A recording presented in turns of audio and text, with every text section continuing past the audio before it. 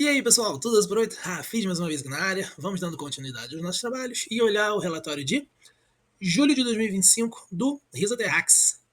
A gente fez um vídeo mais comprido, vou deixar aqui em cima, em um lugar mais longo, né, falando sobre as estratégias do fundo e tudo mais, que tem a ver aqui com o objetivo, né, onde o fundo funciona arrendando terras e comprando e vendendo sem o arrendamento, né, nessas três estratégias aqui.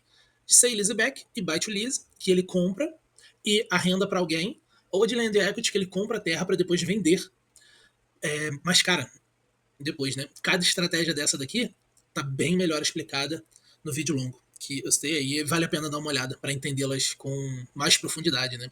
Fundo gerido pela Risa, 4 emissões que já rolaram, taxa de administração de 1,25, taxa de performance de 20%, acima do que for CDI mais 2. Agora que a gente está com CDI alto, não é nenhum grande problema, mas quando a gente vê a queda do CDI, a gente vai ver essa taxa de performance operando mais ali em cima dos resultados, né? Mas só quando o CDI cair que a gente vai ver o impacto real. Eu não gosto muito de taxa de performance, igual eu falo para vocês em todos os vídeos, mas é o que temos. Fundo pagando R$1 aí no último mês. Cota mercado fechou a 91,19, a cota patrimonial a 96,30. Então tá bem pertinho ali, né? PVP de 0,94, tá bem perto do patrimônio. O patrimônio alocado 1,8 bi, quase 2 bi. Enquanto que os imóveis estão valendo quase 4 bi, né? 3,8. Mas vale lembrar que quando esse fundo compra os imóveis, ele compra meio que no modelo pré-fixado. Então, se o imóvel valoriza, o fundo não captura essa valorização da fazenda. Ele só capturaria caso ele fique com a fazenda. O que não são dos contratos de buy to lease e sale leaseback, né? Ele só capturaria isso caso o produtor não pague e aí o fundo fique com a fazenda. Então, essa valorização patrimonial entra pro PL aqui. Beleza? Liquidez de 2,5 milhões, média diária, muito bom, né? Uma liquidez bem alta. O prazo de arrendamento aqui na casa de 10 anos, então é um fundo para bastante longo prazo mesmo. E a taxa de arrendamento hoje, média de 15,26%. Então, se a gente fizer aqui a taxa de arrendamento menos 1,25% da taxa de gestão, o fundo deveria estar entregando na casa de 13%, né, de pagamento, e está pagando aqui na casa de 13,98%. O que mostra que a cota está realmente num preço mais baixo para ele poder entregar mais. Beleza? Falando aqui da parte do agro, né? Tem o panorama geral e o panorama específico de cada commodity. No geral, o agro está entregando aí bem em produtividade, né? Tanto em lugares quanto nas colheitas. Tá tendo recorde de produtividade, isso é muito bom, né? Porque faz com que os produtores tenham a grana para pagar os arrendamentos. Por mais que eles não paguem e o fundo fique com o imóvel, também não é de todo ruim com a fazenda, né?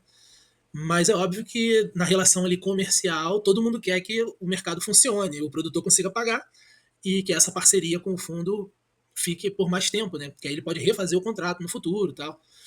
Mas caso ele não pagasse, não é ruim para o fundo porque ele fica com a fazenda. Então, é um jogo pro fundo, é um jogo de ganha-ganha praticamente, né? Caso o cara não pague. E mais para baixo a gente vê aqui especificamente cada commodity. Quem tiver o interesse de ver mais ali sobre a commodity, tem bastante explicação aqui. Mas olhando só profundo, quanto que isso impacta no fundo, o que interessa é justamente o aumento tendencial de preço aqui da commodity, né? Apesar desse pico aqui entre 2020 e 2022, a gente consegue ver que no histórico o preço está subindo. E isso é bom, porque o produtor consegue vender mais e pagar o arrendamento, né? Sem se apertar, sem perder a terra. Isso é muito bom. Milho também, ó, mesma tendência, o algodão também, uma mesma tendência de subida aqui. Consegui vender um preço maior para desafogar um pouco, né, desses juros mais altos. Em relação ao resultado, o fundo podia colocar os outros meses aqui para a gente poder ter uma comparação, né? Porque ele bota 2024 cheio e 2025 uma DRE bem simples, pouca informação. O fundo, como ele recebe os arrendamentos, seja mensal ou anual, a gente não consegue ter uma noção exata de quanto que vai entrar no mês que vem, por exemplo. O fundo tem alguma coisa para receber no mês que vem? A gente não sabe. Então, o fundo recebe esse anual semestral adiantado e depois ele vai dividindo isso ao longo do tempo, né? Até ele receber de novo de cada produtor. Só que eles podiam explicar isso melhor aqui, sabe? Isso fica visualmente melhor pra gente. Mas a DRE sempre foi horrível no relatório. Isso daí não tem como negar muito, né? Mas enfim, o fundo gerou aqui 19 milhões de resultado, né, nesse mês, com 1,3 por cota, pagando R$1 e 2,46 aqui de saldo acumulado. Do saldo acumulado, é importante lembrar que esse dinheiro não está no caixa. ele ainda vai receber esse dinheiro de vendas que ele fez anteriormente, está melhor explicado no vídeo mais longo. E quando isso entra no caixa, ele distribui. Mas ele bota aqui de um jeito que parece que já tem e ele não distribui, né? Mas é porque ele não tem esse dinheiro ainda. E aí entram mais 3 centavinhos aqui, desse 1,3, né? Para distribuição. Beleza? Já aqui na atribuição da performance, a gente tem quanto que cada fazenda está contribuindo, né, individualmente, o resultado do fundo em relação ao CDI. Caramba, tá passando. Em relação ao CDI. Rentabilidades, né? Comparação com os índices e tal. E de perspectiva, o fundo está migrando um pouco os aportes para além de equity, porque o ambiente tem favorecido justamente porque como a gente está com juros altos, o fundo ele procura fazer os arrendamentos ali na casa de 3, 4% acima da Selic, né? Então, como a gente está com a Selic muito alta, lá em 15%, para ele fazer novos arrendamentos a 18% é muito difícil, né? Porque estrangula muito o produtor. Então, esse cenário de juros altos está levando o fundo a comprar terras baratas. Porque com juros altos, você consegue preços melhores na hora de adquirir novas fazendas. Então, estão aumentando o percentual de land equity no portfólio, né, do fundo. E aqui está melhor explicado. Decidiu direcionar esses aportes para esses ativos, né? E hoje o fundo tem ali no modelo de sale leaseback e buy to lease já uma gordura boa para poder fazer o pagamento recorrente.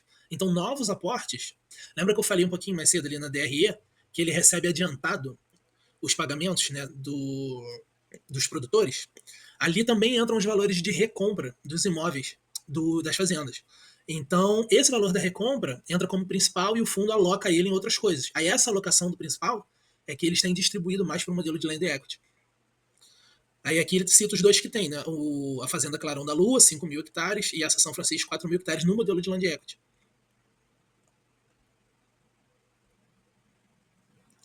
Pagamentos, estava pagando aqui na casa de uns 5, aí baixou para R$1. Senti falta da explicação de por que baixou para R$1.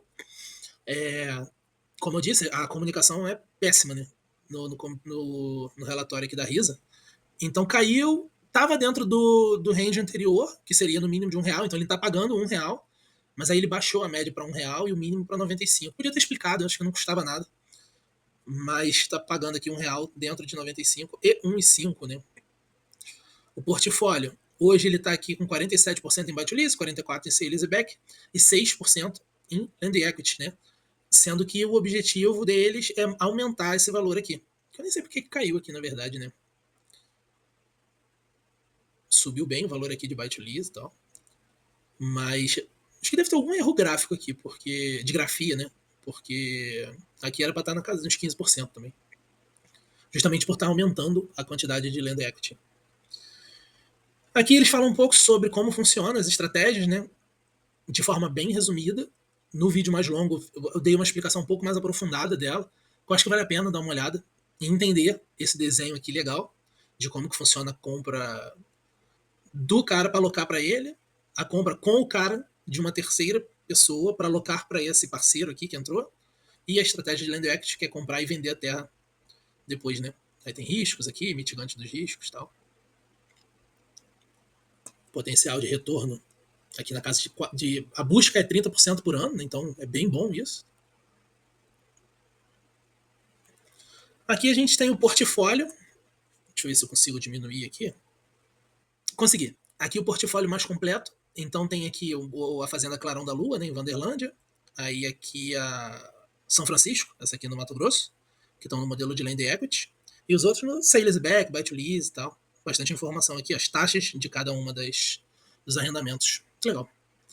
E aqui, mais para frente, falando de cada fazenda especificamente, acho que eles podiam colocar melhor aqui, um pouco até do documento que eles mostram separado para o mercado, colocando sobre a fazenda em si, né? O quanto que é fácil de. Se chove muito, o quanto que é fácil de arar ali, para a gente ter uma ideia da qualidade das fazendas, como um todo, né? Não só as informações macro aqui, mas tem bastante coisa das fazendas que tem no portfólio. Mas enfim, o relatório da Risa não é muito bom assim para analisar, para ter uma visão em números tão boa, né? Ele fala um pouco dos imóveis, mas em números é difícil de você ter algum retorno ali, mas que no geral tá rodando tranquilo, sem grandes apurreações. Beleza? Então a gente se vê no próximo vídeo.